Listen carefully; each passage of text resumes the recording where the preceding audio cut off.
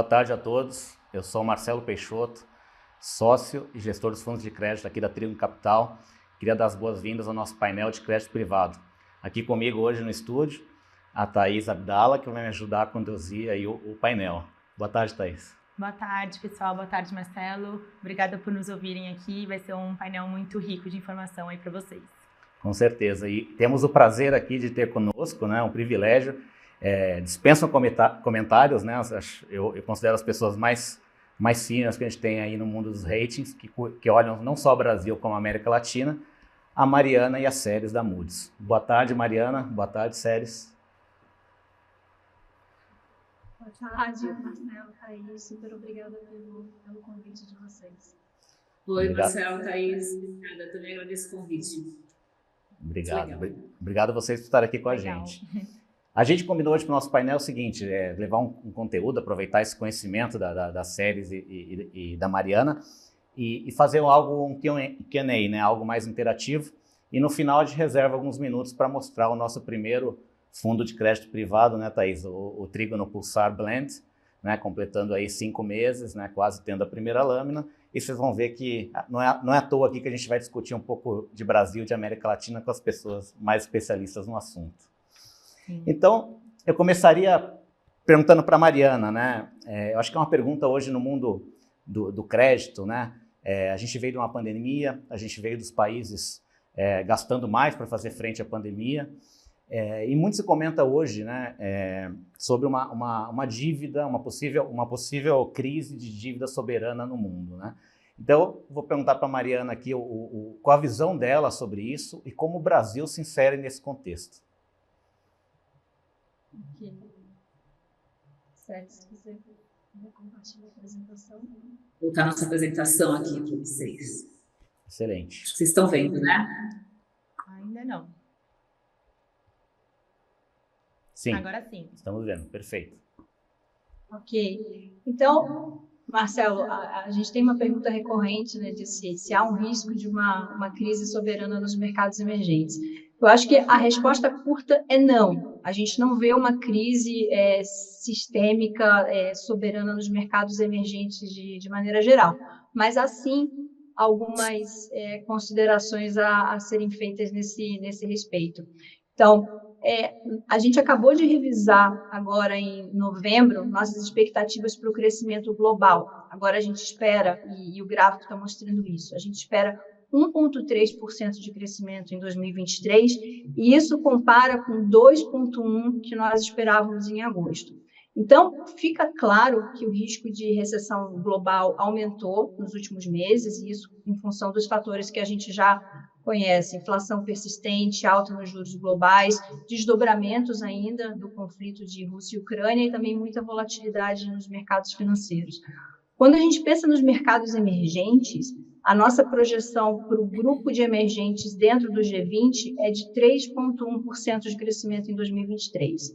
Mas a gente tem que considerar aí que dentro desse grupo a gente tem a China, a gente espera um crescimento de 4% para a China no ano que vem, e economias asiáticas como a Índia e a Indonésia, que vão crescer também acima de 4%.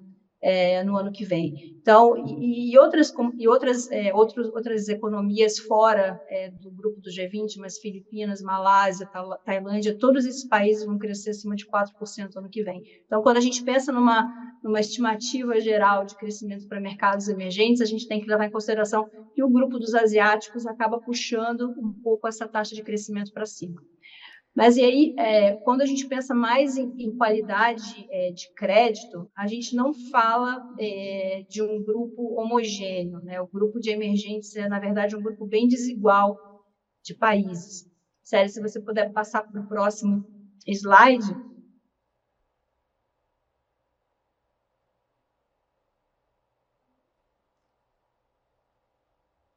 A gente vê aqui 2 gráficos, né? No gráfico da esquerda, a gente vê a movimentação dos ratings soberanos emergentes nos últimos anos, refletindo tanto a pandemia como a invasão da Ucrânia pela Rússia. A barra de cima é 2019, a barra de baixo é 2022. A parte verde da barra são os ratings investment grade, e os tons de laranja e vermelho são os high yields. Então, quanto mais à direita do gráfico e da barra, mais baixo o rating.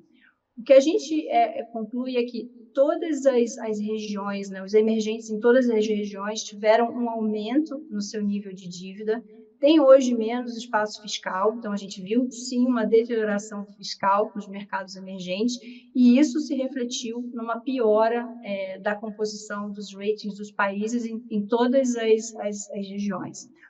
Por outro lado, quando a gente observa o gráfico da direita, essa série de ajustes de ratings desde 2019 deixou o percentual hoje de ratings com perspectiva estável bem mais elevado em todas as regiões, com exceção da Europa emergente.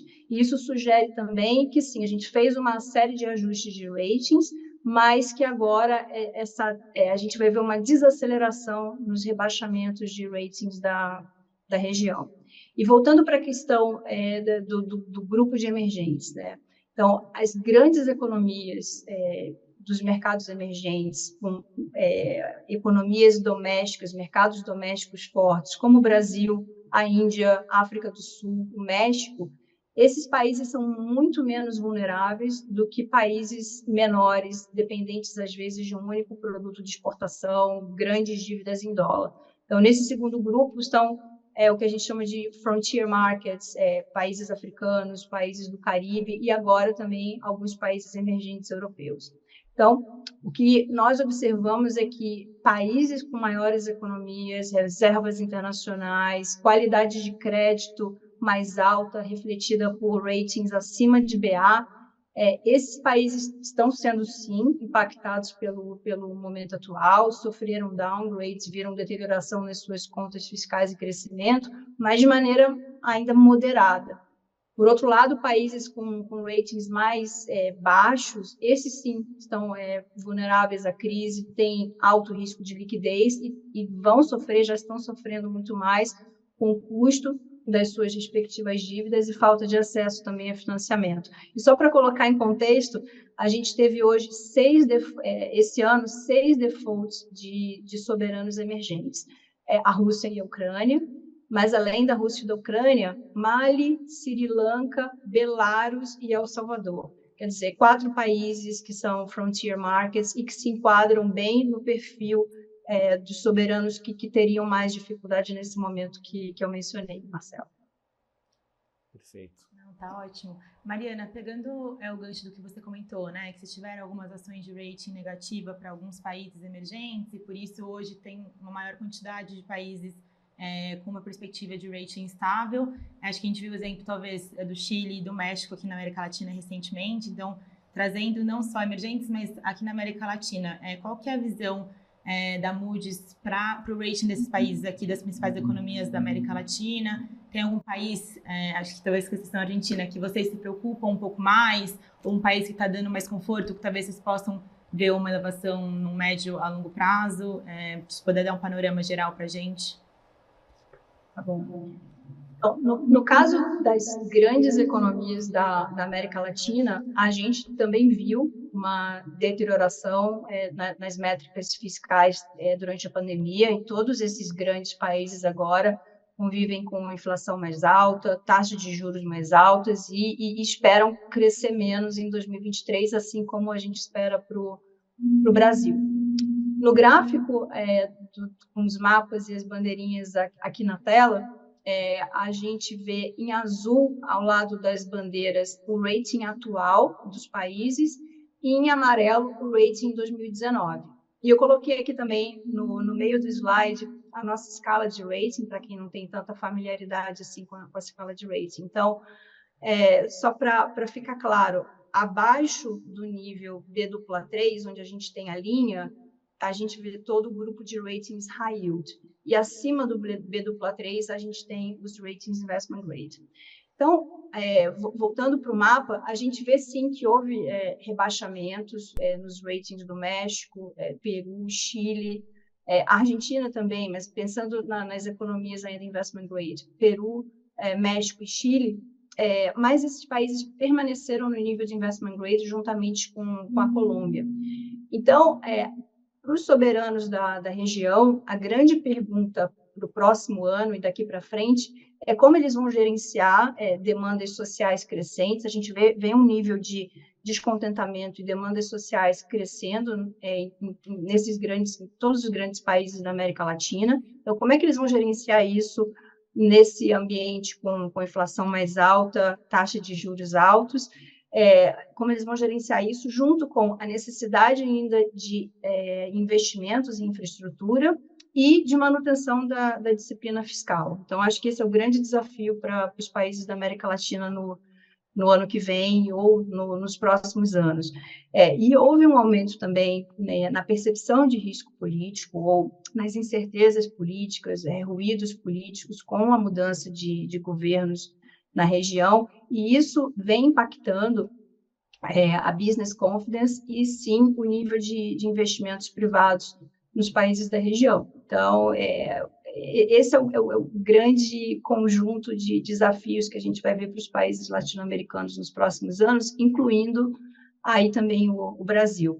E começando a falar um pouquinho do Brasil, eu comentei das ações de rating nos outros países, mas no caso do Brasil não houve nenhuma mudança no patamar de rating do Brasil, né? O rating do Brasil ele continuou em BA2, um outlook estável durante a pandemia e durante também o momento atual. O que está incorporado no rating do Brasil? Por um lado, algumas fortalezas importantes relacionadas com o tamanho da economia brasileira, a diversificação da economia brasileira, a estrutura de dívida do governo brasileiro, que é uma estrutura de dívida bastante favorável, grandemente financiada no mercado local, com muito pouca exposição à dívida em dólar, o alto nível de reservas internacionais e também um sistema bancário com níveis de capital e liquidez adequados. Por outro lado, a principal fraqueza, né, debilidade incorporada nos ratings do Brasil, realmente é o alto nível de alavancagem e despesa de juros. A dívida PIB do Brasil é realmente um outlier, quando a gente compara não só com os outros países da América Latina, mas também com outros países de mesmo rating do Brasil. Então, essa é a principal debilidade do Brasil hoje, e também o histórico de crescimento muito baixo nos últimos anos. Perfeito. E nesse contexto, falando de Brasil, né, nós teremos um novo governo, né, a partir do ano que vem. Eu queria saber um pouco da visão da Moody's sobre esse trade-off do gastar mais no social, né, vis-à-vis a economia. Eu sei que a gente está num período ainda de bastante incertezas, mas e definições, né, tamanho de PEC, de transição, quem é o ministro da Fazenda, enfim. Mas eu queria saber um pouco qual a visão da Moody's e se nesse momento vocês enxergam algum risco de rebaixamento no nosso rating soberano. Do ponto de vista do rating soberano, na nossa visão, o maior desafio para o Brasil, né, para o novo governo, é manter a disciplina fiscal, né? Eu acabei de comentar que essa é a principal debilidade no rating do Brasil. Então, manter a disciplina fiscal é relevante e é ainda mais desafiador, considerando o aumento no custo da dívida por causa da alta dos juros. E, por outro lado, também manter a confiança do investidor e preparar o país para uma trajetória de crescimento. Então, esses são os 3 desafios para o próximo governo, na nossa opinião. Eu vou primeiro compartilhar com vocês, né, qual é a linguagem formal que a gente tem nos nossos relatórios quando a gente fala em possível rebaixamento do rating do Brasil. E aí eu vou trazer isso um pouco para a situação corrente. Então, o que a gente menciona nos nossos relatórios é que uma ação negativa no rating do Brasil, ela pode ocorrer se a gente observar uma deterioração no perfil fiscal, um aumento na dívida, ou então uma manutenção de um patamar de crescimento muito baixo. Então, a gente pode, em resumo, rebaixar o Brasil se tiver uma piora na situação fiscal ou uma continuação de uma trajetória de falta de crescimento. E aí, trazendo isso para o momento atual, é claro que a gente está acompanhando todas as discussões com relação à PEC, e um ponto aqui, é muito claro para a gente que exceções ao teto de gastos, elas são negativas para o crédito. Né? Nós vimos exceções ao teto de gastos acontecendo durante o governo Bolsonaro. Nós mencionamos algumas vezes que esses eventos eram negativos para o crédito do Brasil, mas a gente não mudou nem o rating do Brasil, nem o outlook do Brasil em função dessas exceções. Então, vamos lá. Exceções ao teto de gastos, elas são negativas, mas não necessariamente elas vão afetar o rating do Brasil. Vai depender muito do montante, né, dessas exceções e da recorrência.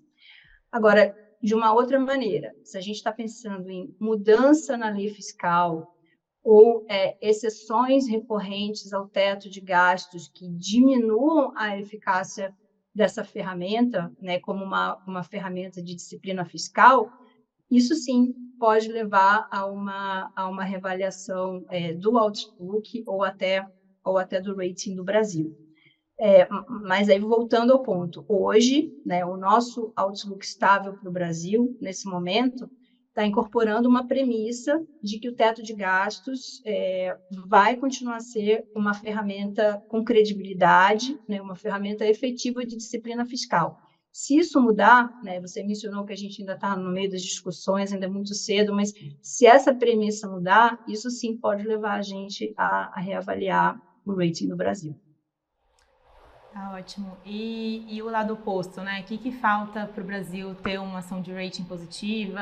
Existe alguma possibilidade disso acontecer no médio a longo prazo? O que vocês estão vendo aí na Moody's? Então, no curto prazo, acho que está claro que não tem uma possibilidade de um upgrade para o Brasil. No médio prazo, eu acho que a lição de casa seria realmente criar as condições para uma redução mais sustentável no nível de endividamento do país, né? Realmente endereçar a grande debilidade do rating do Brasil, que é a parte fiscal. Um outro ponto também seria melhorar o nível de crescimento estrutural do Brasil e o patamar de investimentos privados. Né? Então, e isso está tudo atrelado, né? Melhorar estruturalmente o patamar de crescimento, investimentos e reduzir a alavancagem do Brasil, a dívida PIB do Brasil. Então, acho que são esses os fatores que a gente consideraria como positivos para uma possível reavaliação de rating para cima, né, para um possível upgrade. Excelente. Eu gostaria de trazer a pergunta, agora a conversa um pouquinho de volta ao momento que a gente está vivendo no mundo, né, de juros altos, né, e o fechamento do mercado de crédito internacional lá fora, né, se vocês estão vendo algum risco, seja em soberanos ou em corporativos, algum risco relevante de refinanciamento, né? E aí a gente já podia fazer o link e depois já partir com a nossa sessão, a gente falar um pouquinho mais dos corporativos, deixando os soberanos um pouco de lado. Tá bom. Então, o gráfico que vocês estão vendo agora na tela, esse gráfico mostra as emissões de dívida internacionais na América Latina com o rating da Moody's desde 2016.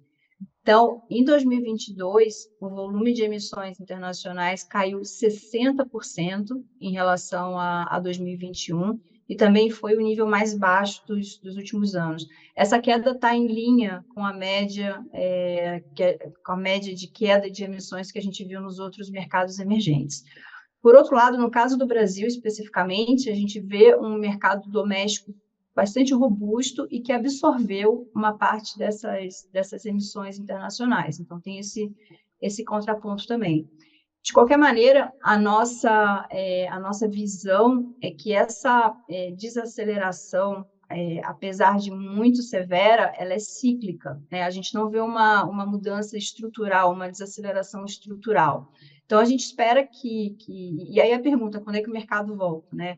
A gente espera que isso possa acontecer quando os mercados globais tiverem mais visibilidade sobre a trajetória de juros nos Estados Unidos. Não necessariamente a gente precisa ver os juros nos Estados Unidos começarem a cair para as emissões voltarem. É muito mais a questão da incerteza. Quando as incertezas diminuírem, quando a trajetória ficar mais clara, eu acho que a gente pode começar a ver uma reabertura dos mercados internacionais. Não, legal. Acho que a gente pode passar agora para os corporativos, como o Marcelo comentou. Mariana, a gente queria saber qual que é a visão da Moody's, de uma forma geral, das empresas brasileiras, né? A gente sabe que tem muita coisa acontecendo, pressão inflacionária, essa alta de taxa de juros, mas as empresas continuam emitindo.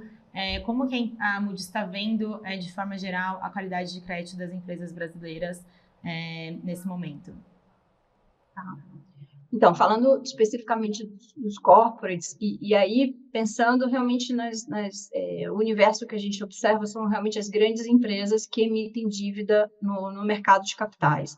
Então, nesse caso, a gente vê as empresas brasileiras e empresas latino-americanas, de uma maneira geral, como bem posicionadas com relação à qualidade de crédito e também liquidez, quando a gente compara com os seus pares em outras regiões. E por que isso? Né? Tem um fator de longo prazo, que durante 2015 e 2016, como todo mundo lembra, nós tivemos a Lava Jato, a recessão no Brasil, tivemos também a queda acentuada de preços de commodities no mercado internacional. Então, esse foi um período de ajuste muito significativo para o setor corporativo latino-americano, mas brasileiro em especial. Então, a gente viu muitos defaults, a gente viu setores inteiros desaparecerem, e as empresas, nesse período, foram realmente forçadas a ajustar, reduzir de tamanho, vender ativos, diminuir custo, melhorar seu perfil de liquidez.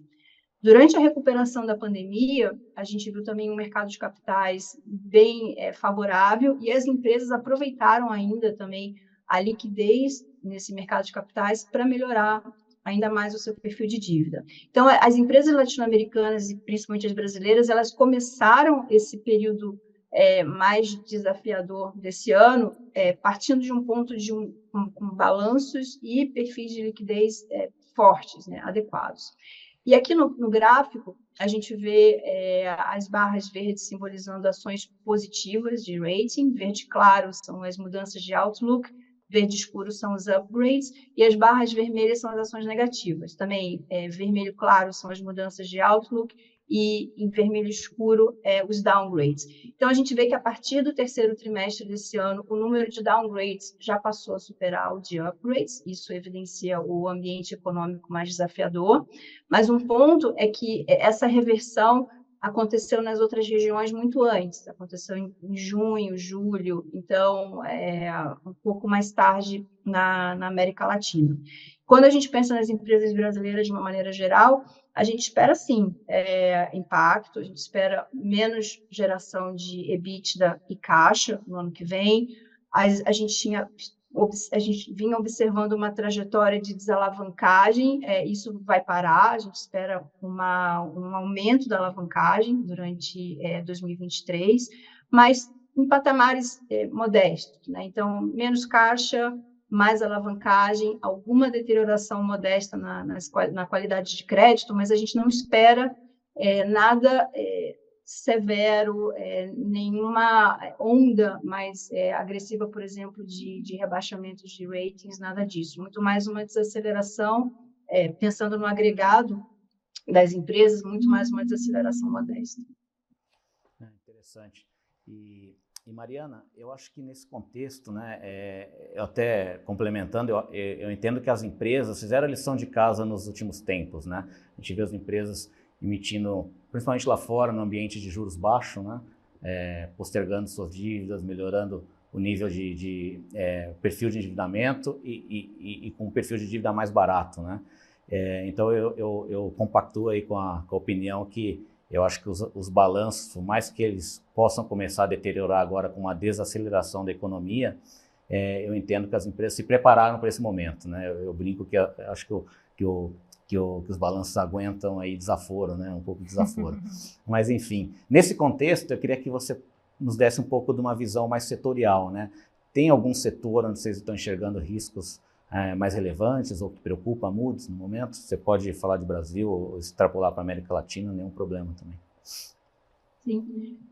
Então, eu acho que os setores que são mais tradicionalmente impactados por inflação e taxa de juros vão seguir como sendo os setores mais afetados. Então, pensando, por exemplo, no setor de consumo e aí mais bens de capital, empresas que produzem bens de tickets médios mais elevados. Esses subsegmentos, essas empresas vão ter mais dificuldade de repassar um aumento de custos ao consumidor final e provavelmente sofrer também com uma demanda mais elástica, com impacto tanto em receita como em margem. É claro que isso depende do subsegmento e da empresa, mas a gente já vê, sim, uma deterioração, digamos assim, em margem, principalmente com as empresas de consumo no geral. Os setores também expostos a taxas de juros e mais dependentes de crédito, como construção residencial, também a gente já começa a ver uma desaceleração e aí trazendo junto a cadeia, né? Cimento, aço. Então, esses setores são setores tradicionalmente impactados por inflação e taxa de juros e a gente acha que eles vão continuar sendo fazendo aí o disclaimer de que eu estou falando muito mais desde um ponto de vista setorial e a gente tem que olhar, claro, empresa a empresa, subsegmento a subsegmento.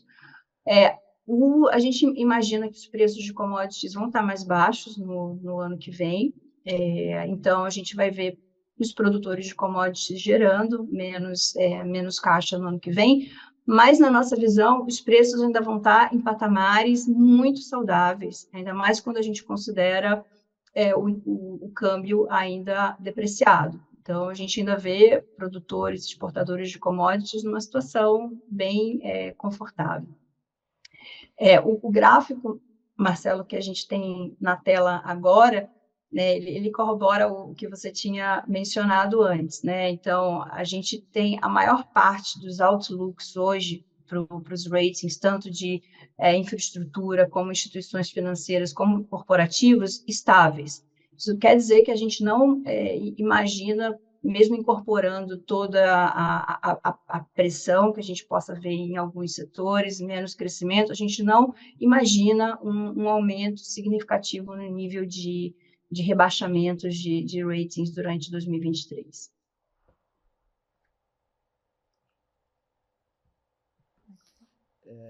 Eu tenho uma pergunta, antes de passar para as séries, né, para a gente falar de bancos. Eu acho que não dá para falar de crédito sem falar de taxa de default, né?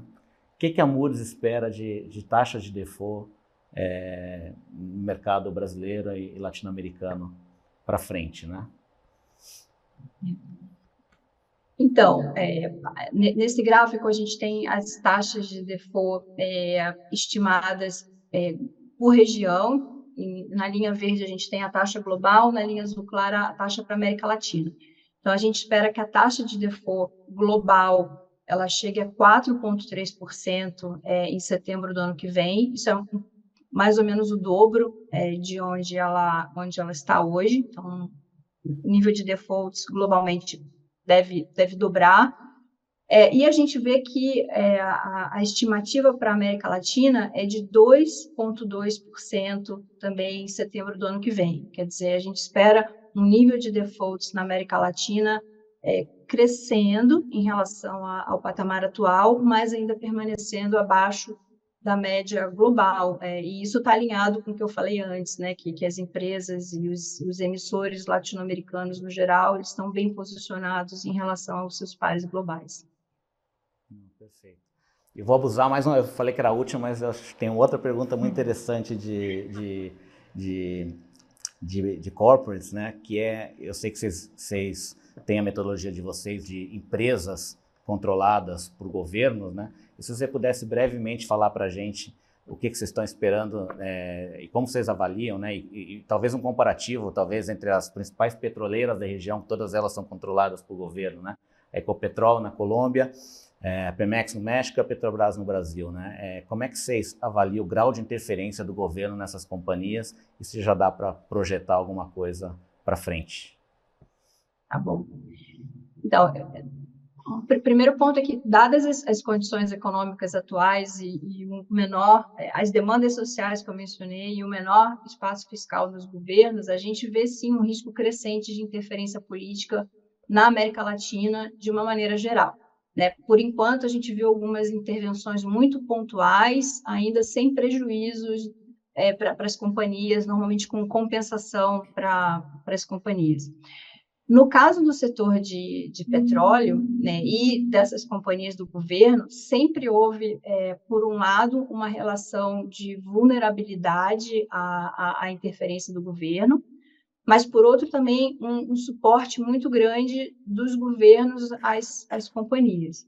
Então, eu acho que o extremo dessa relação é a Pemex, né? Nesse caso, a empresa é 100% do governo mexicano, e bem brevemente, né? O governo atual ele vem limitando a participação do setor privado na indústria de petróleo, uma clara interferência, e a Pemex, então, fica responsável por toda a exploração de petróleo no país, e a empresa não tem recursos suficientes para fazer frente a esses investimentos. Então, a Pemex hoje tem métricas de crédito e liquidez muito fracos. Então, se a gente observa na barra verde, o rating standalone intrínseco da Pemex é C+3, né, que significa que provavelmente a Pemex teria um default se não tivesse nenhum tipo de suporte do governo. Mas, por outro lado, o que a gente vê é uma relação de simbiose muito grande com o governo. Então, a gente vê o governo dando suporte para a empresa através de reduções de impostos, mas também através de injeções diretas de capital para fazer frente a esses investimentos e até para pagar dívida. Então, por conta dessa percepção de suporte do governo, o rating final da Pemex é B1, 5 notas acima do que seria em função da nossa premissa de suporte do governo. No caso da Ecopetrol, a colombiana, o governo da Colômbia tem 88,5% do capital da empresa, e a Ecopetrol tem um histórico, sim, de bastante disciplina fiscal e de um management bem competente.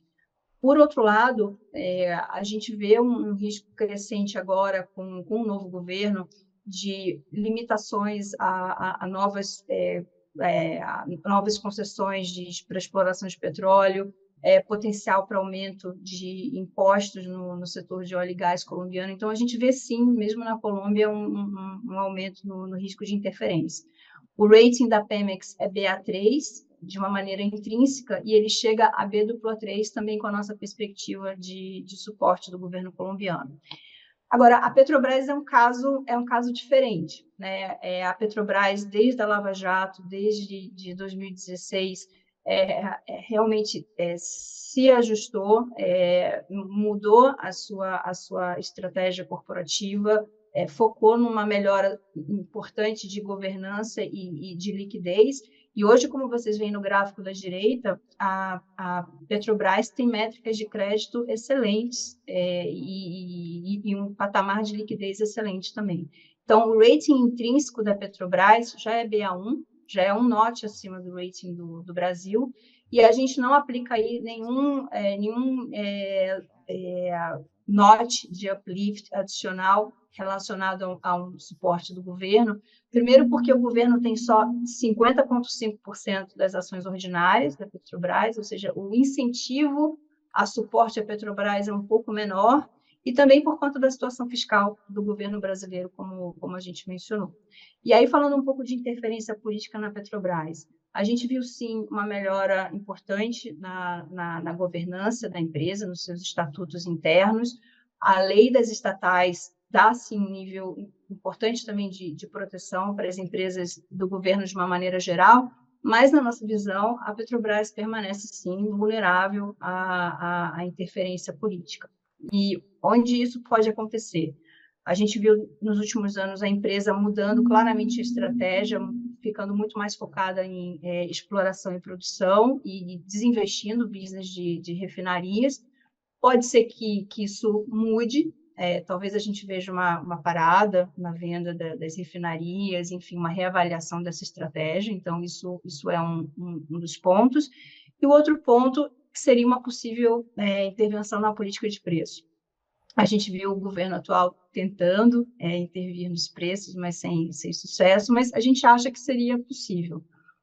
Uma questão aí é que a gente não espera que os preços de petróleo aumentem durante o ano que vem, né? Claro que tem muitas incertezas, isso pode mudar, mas a nossa expectativa hoje é de preços de petróleo estáveis e talvez até com alguma tendência de queda mais para o final do ano. Então, na nossa visão, a política de preços da Petrobras provavelmente vai ser muito menos testada em 2023 do que ela foi nos anos anteriores. Marcelo. Não, tá ótimo, super interessante, super esclarecedor também.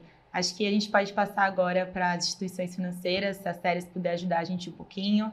A gente queria ouvir de vocês uma visão, né, da Moody's também, do panorama dos principais sistemas financeiros aqui na América Latina, o que vocês estão vendo para os bancos, né, de métricas de liquidez, rentabilidade, qualidade dos ativos. Então, se puderem também passar um panorama geral para a gente. Claro. Eu vou passar direto para um slide aqui que tem que é uma tabela com todas as nossas expectativas, as nossas perspectivas para o sistema financeiro na América Latina, para cada um deles.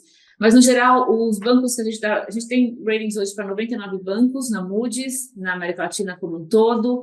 A média desses ratings, esses BCAs, né, que é a parte mais intrínseca do rating, ele é BA1, então não que a gente não tenha ratings melhores, mas a gente tem alguns ratings em investment grade, que estão nesses países onde a Mariana mostrou, Colômbia, Chile e tal.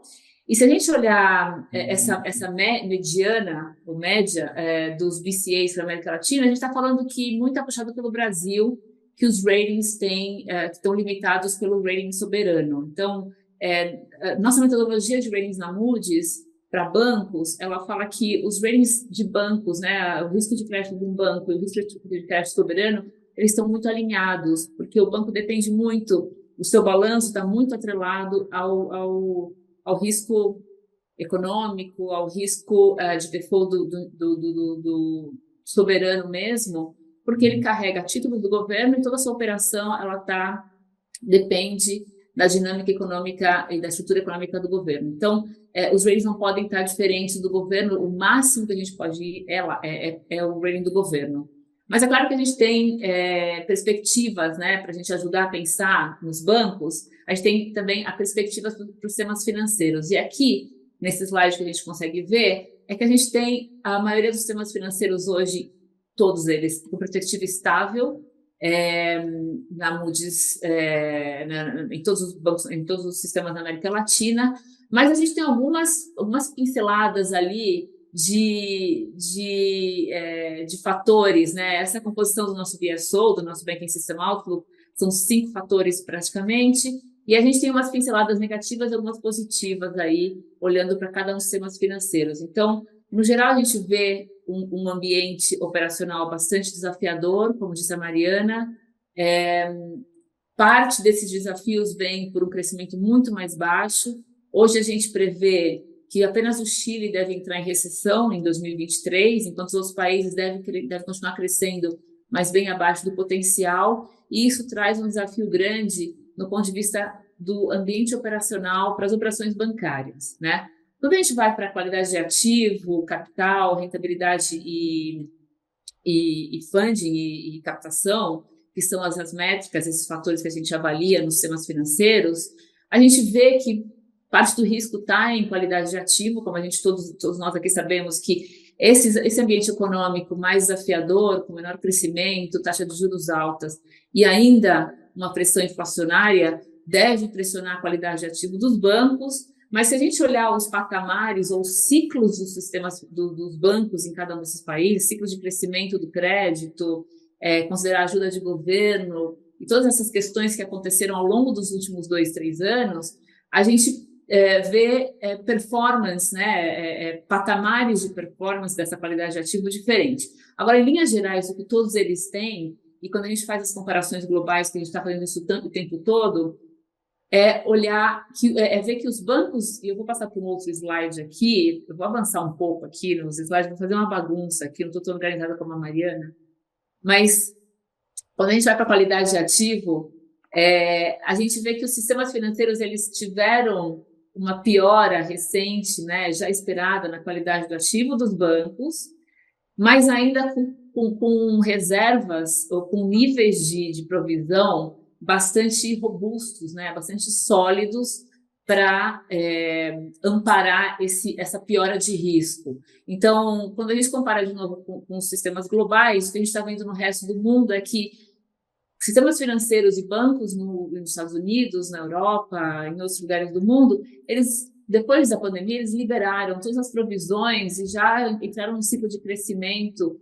quase que normalizado, acompanhando a recuperação do consumo, e foram liberando as provisões, o que fez com que esses balanços tivessem grandes números de rentabilidade, mas esvaziassem esses colchões de provisão. Aqui na América Latina, não. A gente viu a maior parte desses países, desses sistemas financeiros latino-americanos, mantiveram níveis de provisão bastante robustos, já vendo um ambiente de inflação acontecendo, onde viria um aumento de juros para fazer frente a essa inflação, o que realmente foi um cenário mais prolongado do que a gente esperava depois do conflito que se instalou entre Rússia e Ucrânia. Então, essas questões no balanço dos bancos brasileiros, mexicanos, colombianos, peruanos e chilenos, eles acabam ficando mais balanceados, né, do ponto de vista de qualidade de ativo, e por isso, para a maior parte do sistema, a gente tem ali um ativo,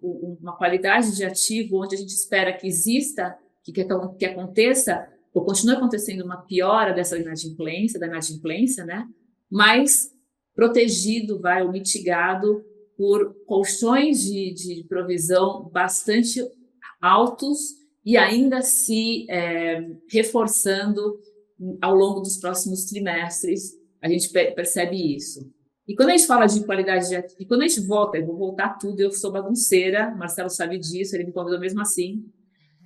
Quando a gente volta aqui para esse sistema financeiro que você perguntou, a gente passa para a parte de rentabilidade, eu acho que e aí a questão da relação do ativo com a rentabilidade vai ser importante para a gente ver onde os riscos vão se cristalizar, né? Então, esses bancos vão continuar fazendo provisão, à medida que eles têm aí um efeito da taxa do aumento da taxa de juros ao longo dos últimos 20 meses, né, na maioria dos países na América Latina. E a inflação ainda corroendo a capacidade de pagamento dos tomadores de crédito, os bancos vão continuar, então, provisionando cada vez mais. Ao mesmo tempo, você tem um outro pilar ali da rentabilidade, que é o crédito, que é o crescimento do crédito, que vai crescer menos, os bancos vão crescer menos a originação de crédito nos próximos trimestres, e aí se perde um pouco esse benefício que a taxa de juros, a taxa de juros tão alta que a gente tem hoje e os altos spreads têm para os balanços dos bancos. Então, por isso, para alguns desses sistemas, e aí a gente tem aqui uns verdinhos para a rentabilidade de alguns sistemas, porque esses verdinhos foram colocados quando a gente discutiu os sistemas financeiros, né, os outlooks, no começo do ano. E eles, de fato, aconteceram, né? Eles melhoraram a rentabilidade desses países, alguns desses países. Mas o que a gente olhando mais para frente do que esse horizonte de BSO que a gente discutiu em abril, e hoje a gente já começa a discutir essas atualizações desses BSOs, a gente já vê uma estabilidade de rentabilidade maior, ou de margens ao longo dos próximos trimestres, e até uma deterioração dessas margens ou desses resultados, linha final de resultado de alguns sistemas financeiros, como, por exemplo, no Chile, ou até no Brasil, né, que a gente não vê o resultado de banco brasileiro melhorando ainda mais, a gente vê esse menor crescimento, taxa de juros ainda alta, mas muito maior provisão, compensando os benefícios dessa taxa de juros, dos spreads mais altos na linha final de balanço. Então, essa aqui é a configuração dos nossos outlooks hoje. A gente vem discutindo algumas atualizações nesses últimas semanas, últimos meses. A Moody's publicou vários outlooks de Europa, de países assim que realmente mudaram significativamente essa perspectiva, né, para os sistemas financeiros, mas a gente não vê uma mudança tão drástica para 2023. O que a gente vê, sim, é menor crescimento. A gente já esperava que 2022 fosse um ano de menor crescimento, mas 2023 fosse uma recuperação. A gente agora vê que toda essa questão do conflito e a redução do crescimento global vai trazer um peso um pouco maior para crescimento. Taxa de juros deve começar a arrefecer à medida que se sustentar essa melhora dos níveis de inflação, mas só no meio do ano que vem. E a gente poderia até pensar num tom um pouco mais positivo para essa operação, para os sistemas financeiros na América Latina, uma vez que a gente começou a fazer a lição de casa na política monetária um pouco antecipadamente do que países mais maduros.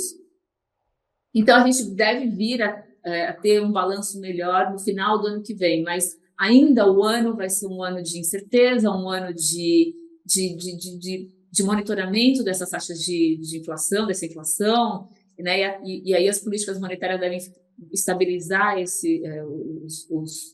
bancos centrais de cada um desses países tende a estabilizar esse crescimento, essa política de juros e começar a esvaziar um pouco isso só meados do ano que vem.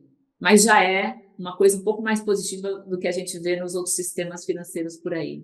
Então, eu acho que a gente pode ter ali uma pitada um pouquinho mais positiva, ou talvez um tom um pouquinho melhor, quando a gente olha os ciclos de crédito de cada um desses países, né? Perfeito. Muito interessante, Séries. E antes de apresentar o nosso fundo aqui pelo avançar do tempo, né? Você é muito organizada e muito modesta, então eu vou te fazer uma pergunta que vai ser muito fácil para você. E uma pergunta seca pelo avançar do painel, e eu quero ainda mostrar o nosso fundo, né?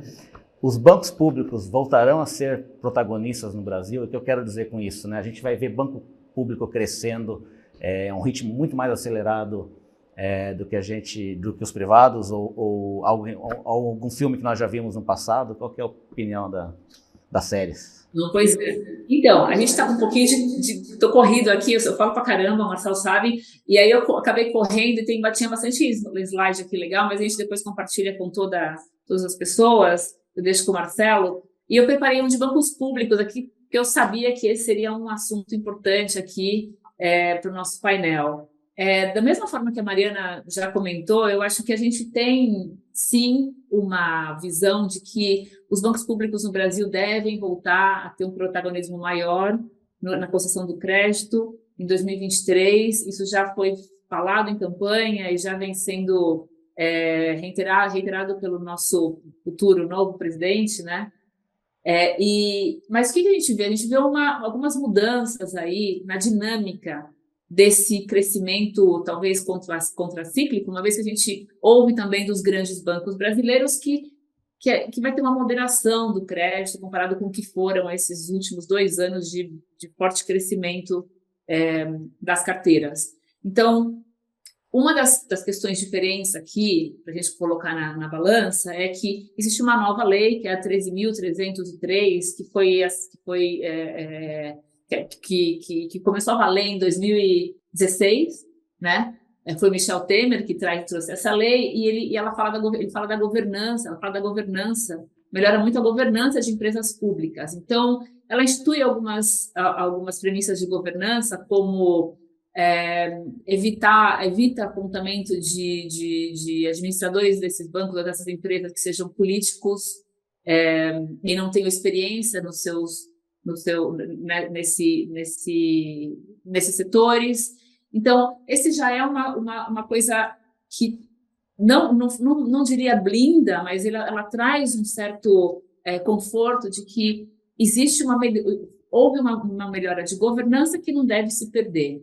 A outra questão é o fato de que os bancos públicos, ao longo desses últimos 6 anos, desde 2016, eles reduziram a sua operação e focaram muito a operação no que a missão desse banco prevê. Então, o BNDES trouxe um espaço maior para o mercado de o mercado privado. O mercado privado acompanhou essa mudança do BNDES e conseguiu estender o que era necessário para criar essa ponte entre o que o BNDES dava e o que o mercado e que as empresas precisam no Brasil de longo prazo. Existiu de fato, essa melhoria dentro do BNDES, e a Caixa Econômica Federal também focou no que é social, no que é a missão dela social, sabe, diminuiu essas carteiras, a gente vê essas carteiras de grandes empresas que a Caixa Econômica tinha, antes não tem mais lá dentro. Então, isso tudo melhorou, trouxe uma melhora para o fundamento de crédito desses bancos. Isso se traduziu na melhora de capital. Então, nesse gráfico de baixo aqui, tem claramente que os bancos públicos, Banco do Brasil, BNDES e Caixa, hoje, eles têm níveis de capitais bem superiores aos níveis de capitais de bancos privados. A gente pode trazer vários elementos aqui, os bancos privados têm uma eficiência de capital maior, enfim, mas os bancos públicos também tiveram, isso aí é positivo para o banco público, né? A gente teve um crescimento no passado onde os bancos públicos precisaram de capitalização de milhões de formas diferentes, questionáveis talvez, que já foram limpadas, né, do balanço desses bancos, mas, enfim, é inegável que o capital deles hoje está muito melhor e prevê um crescimento aqui dentro sustentável, aí, pelo menos por um mediano prazo, da carteira de crédito sem necessidade de uma contribuição do governo ou de um aporte do governo. Então, a gente vê essas duas pontas aí, eu acho que elas são bem importantes para falar. O banco público deve crescer, mas vai ser diferente. Nós não temos mais taxa de longo prazo, nós não temos mais espaço ou nenhuma capacidade fiscal de voltar com taxa de juros de longo prazo. Essas distorções que foram vistas no mercado por muitos e muitos anos, trazida pelo crescimento dos bancos públicos e pela taxa de juros de longo prazo, ela não deve voltar, pelo menos no curto prazo, porque ela precisa de novas leis, de novas discussões no Congresso. Então, isso tende a dar aos bancos públicos um benefício muito grande de competir, mas também de geração de ativos de bom risco, né? E o último elemento que eu talvez traga aqui para a nossa discussão é a independência do Banco Central. O Banco Central também tem uma visibilidade dessas operações de bancos públicos, ele tem agora a governança dessa lei de empresas públicas, também tem o Banco Central como o cara que vai assinar ali a posse de um político com experiência em banco, enfim, de um novo administrador para esse banco. O governo continua tendo a prerrogativa de indicar o presidente de todos desses 3 bancos públicos, é claro, mas o Banco Central pode vir e falar, olha, esse cara não tem experiência, não dá, enfim, existe aí um oversight, uma responsabilidade, não responsabilidade, mas uma possibilidade do Banco Central manter ou vigiar pela governança desses bancos públicos. Então, eu traria que é possível que esses bancos públicos, é muito provável que esses bancos públicos venham a ter um papel bem mais preponderante no crédito no Brasil ao longo dos próximos 4 anos, mas eu acho que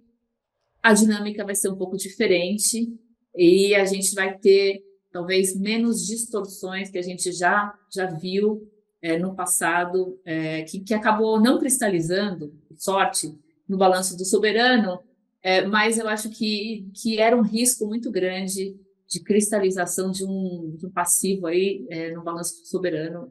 E aí, então, esse risco a gente tem, talvez veja isso como menor nesse momento.